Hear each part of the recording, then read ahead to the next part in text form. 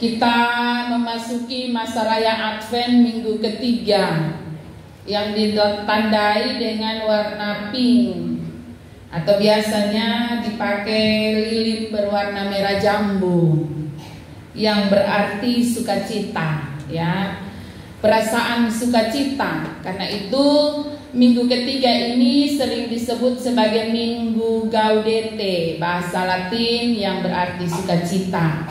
Kenapa?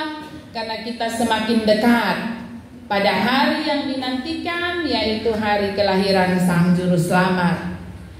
Saudara-saudaraku yang kekasih, nubuatan yang terbaca dari kitab Mika 5 ini berbicara dan mengarahkan kita pada peristiwa yang tergenapi melalui kelahiran Yesus di Bethlehem.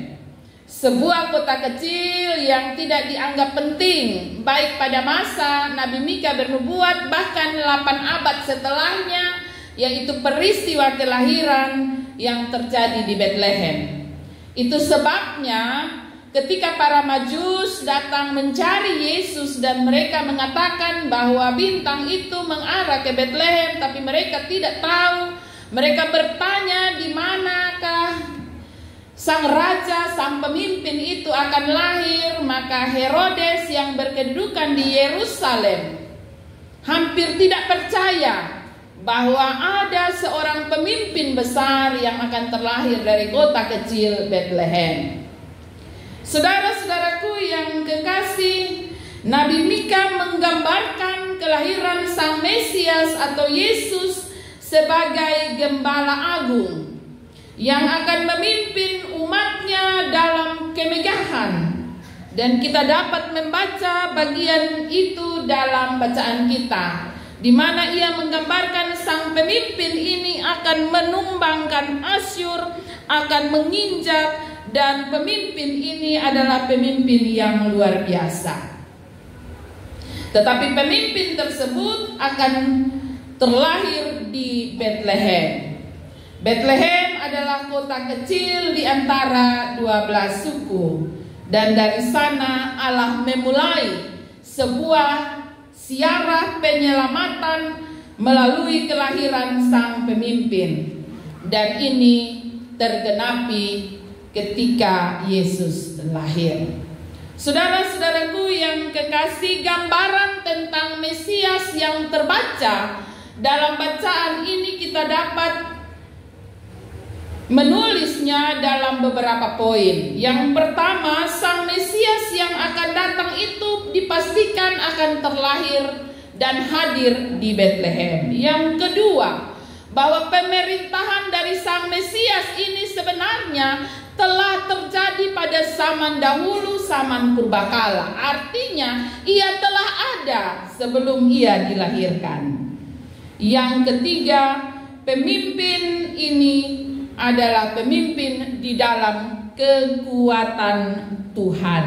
Kita dapat membaca itu pada bagian ini di ayatnya yang ketiga, bahwa ia akan bertindak dan akan menggembalakan mereka dalam kekuatan Tuhan, dalam kemegahan nama Tuhan Allahnya.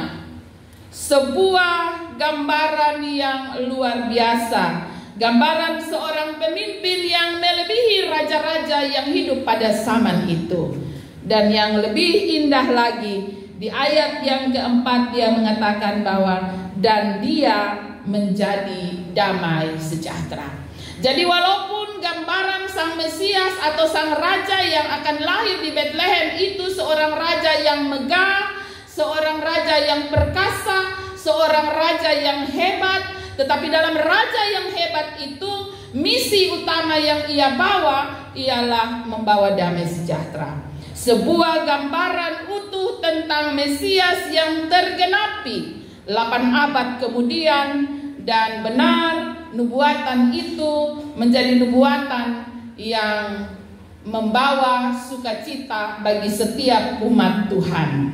Saudara-saudaraku yang kekasih, kota Bethlehem adalah kota yang luput dari pandangan mata umat Israel karena mereka tidak mempercayai bahwa akan ada seorang raja yang terlahir di Bethlehem. Karena kota kecil ini tidak dapat dibandingkan dengan kemegahan Yerusalem pada sepanjang masa.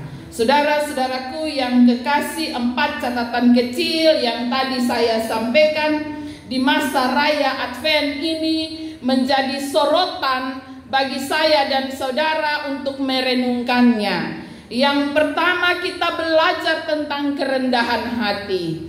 Bahwa kota kecil Bethlehem yang menjadi tempat dipilih Allah untuk menghadirkan Sang Juru Selamat, kota Bethlehem yang ada di dalam rancangan Allah sepanjang berabad-abad lamanya, memberikan gambaran kepada saya dan saudara bahwa tidak ada tempat yang tidak bisa dipilih oleh Allah.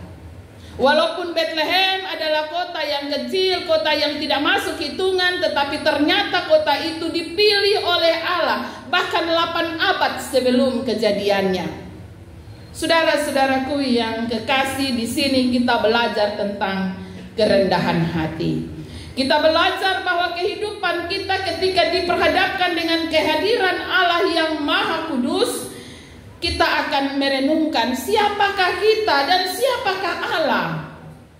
Apakah kita sungguh layak untuk menjadi tempat hadirnya Allah, tempat dikunjunginya Allah? Jika Bethlehem, kota kecil yang tidak masuk hitungan, bisa menjadi tempat yang dipilih oleh Allah untuk hadir Sang Mesias, maka kita dapat memastikan pada diri kita bahwa kita pun pasti akan dilayakan oleh Tuhan. Seberapa sederhananya kita, seberapa berdosanya kita tetap akan dipilih oleh Tuhan karena kita berharga di matanya. Hal yang kedua, kita juga belajar bahwa tentang kedatangan Sang Mesias telah dirancangkan oleh Allah jauh-jauh hari dengan baik. Ia menentukan sejak lama bagaimana umat Tuhan mesti diselamatkan. Dan di dalam prosesnya ia sampai pada keputusan untuk menggenapi nubuatan para nabi, baik Yesaya maupun Mika yang kita baca saat ini. Saudara-saudaraku yang kekasih, hal yang ketiga dikatakan bahwa Sang Mesias atau Raja, pemimpin yang ditentukan oleh Allah ternyata adalah anaknya sendiri. Di sini kita menemukan bahwa Nabi Mika sendiri menyampaikan bahwa pada dia ada kekuatan Tuhan, pada dia ada kemegahan Allah. Saudara-saudaraku yang kekasih, ini dapat mematahkan berbagai pikiran dan filsafat kosong yang sekarang ini sedang disebarluaskan oleh kelompok tertentu dan meragukan akan kemesiasan Yesus. Ini menjadi bagian yang mesti kita pahami dengan baik, bahwa Yesus adalah Sang Mesias, adalah merupakan bagian dari kepenuhan Allah yang terlahir di Bethlehem. Ia datang dengan misi membawa damai sejahtera. Saudara-saudaraku yang kekasih, kepemimpinan Sang Mesias dalam kepenuhan Allah itu berarti Allah hadir dalam rupa manusia. Kalau kita membaca Yohanes pasal 1 ayat 1, di situ dikatakan dengan jelas sebuah teologi yang luar biasa yang dibangun oleh Yohanes. Pada mulanya adalah firman. Firman itu bersama-sama dengan Allah dan firman itu adalah Allah. Saudara-saudaraku yang kekasih dalam kasih Tuhan kita Yesus Kristus, memasuki masa persiapan akan kedatangan Sang Mesias, ketika nubuatan damai sejahtera yang disampaikan oleh Nabi Mika terbaca bagi saya dan saudara, maka di dalam mempersiapkan masa penantian ini, kita juga diminta untuk memiliki damai sejahtera dan cinta kasih yang sungguh, karena yang kita nanti adalah Sang Raja Damai. Umat Tuhan diajak untuk menyiapkan dengan sungguh bagaimana cinta kasih itu dihadirkan dalam masa-masa persiapan ini.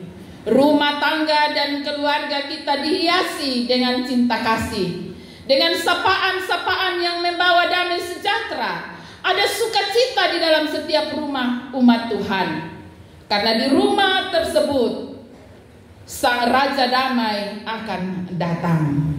Saudara-saudaraku yang kekasih, ada banyak cerita lucu menjelang Natal. Cerita tentang kue Natal. Mungkin zaman sekarang kurang karena mama-mama zaman sekarang lebih banyak membeli daripada membuat.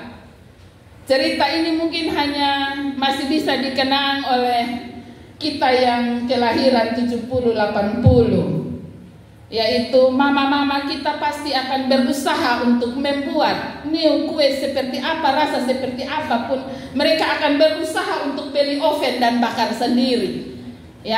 Dan biasanya cerita seputaran kue Natal ialah biasanya yang angus mama bilang makan sudah, yang baik mama simpan di toples. Itu cerita tentang seputaran kue Natal.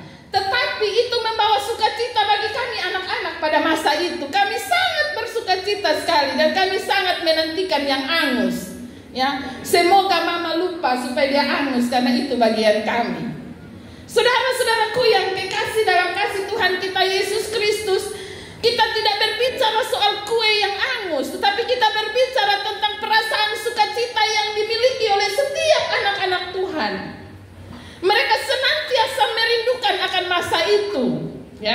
Zaman kami kalau sekolah minggu, kalau kami dapat tugas bakar lilin, hafal nats, itu sebuah kebanggaan luar biasa. Saya dapat tugas baca nats, itu luar biasa kebanggaannya. Ada sukacita cerita menjelang Natal yang membawa damai sejahtera. Dan setiap rumah ada warna damai sejahtera, ada sukacita, walaupun kehidupan yang begitu sulit dimiliki oleh orang tua kita pada masa itu. 1 tahun mungkin 1 kali baru kami dapat baju Natal. Itu pun mama harus beli sekian meter dan menjahit. Kami seragam semua, laki-laki maupun perempuan, bajunya pasti seragam. Jadi sekarang kalau baru mulai dress code itu kami dari dulu dress code di saat Natal. Warna apa semua sama, karena mama pasti beli kain yang sama. Saudara-saudaraku yang kekasih, dan itu cerita-cerita yang membawa sukacita. Dan perasaan inilah yang diharapkan ada dalam setiap keluarga dan rumah tangga pada masa kini, di masa raya menjelang Natal. Ketika kita sibuk menyiapkan begitu banyak hal, sekarang mama-mama tidak sibuk lagi bakar kue, cukup membeli, karena itu suasana itu sudah kurang terasa dalam setiap keluarga dan rumah tangga, karena cukup paling tanggal 23 baru mama borong 1 kali. Tapi kita pada masa itu tanggal belasan pasti mam tua mulai sibuk cari terigu, cari gula, bikin sirup sendiri pakai frambosen. Saya ingat sekali. Jadi kalau menjelang Natal ini pasti bau dari rumah ke rumah tuh bau frambosen. Karena pasti frambosen mau taruh di kue mau taruh di sirup sirup buat sendiri. Rubus gula dengan frambosen sudah disirup. Saudara-saudaraku yang dikasih, suasana dan sukacita inilah yang mestinya ada dalam setiap keluarga. Suasana sukacita dan penuh kasih inilah yang mesti disiapkan oleh setiap rumah tangga dan keluarga. Karena yang datang adalah Sang Raja Damai yang kehidupannya diwarnai dengan cinta kasih. Saudara-saudaraku yang kekasih dalam kasih Tuhan kita Yesus Kristus, karena itu marilah kita berefleksi. Kita bertanya pada diri sendiri, Sudahkah kita sungguh-sungguh menyiapkan penyambutan bagi Sang Raja Damai itu, Sang Mesias itu? Apa yang sudah kita siapkan? Karena Sang Mesias akan datang dan mengunjungi kehidupan kita secara pribadi, keluarga kita secara pribadi. Sang Mesias adalah Raja yang akan memulihkan umatnya dari sebuah kehidupan yang penuh dengan sukar dan sulit. Saudara-saudaraku yang kekasih dalam kasih Tuhan kita Yesus Kristus, hari ini pula kita akan meneguhkan 50 anak Tuhan yang telah dipersiapkan secara sengaja dan secara serius untuk menolong mereka mempersiapkan kehidupan mereka menanti kedatangan Kristus yang kedua. Bagaimana kita menjalani siara iman dengan terus memperbaiki kehidupan dengan sukacita dan selalu menghadirkan kasih yang terus mewarnai kehidupan kita sebagai wujud dari kehidupan yang telah dewasa di dalam iman. Sebuah proses peneguhan sidi adalah proses peneguhan kedewasaan janji iman dari setiap anak-anak Tuhan. Karena itu kehidupan yang dewasa ialah kehidupan yang matang, kehidupan yang berjalan di dalam kasih Tuhan, kehidupan yang selalu menyukuri segala sesuatu. Berjalanlah di dalam Tuhan, tetaplah bersukacita, nantikanlah Tuhan, Sang Mesias yang datang sebagai Raja Damai. Tuhan Yesus memberkati firman-Nya. Amin.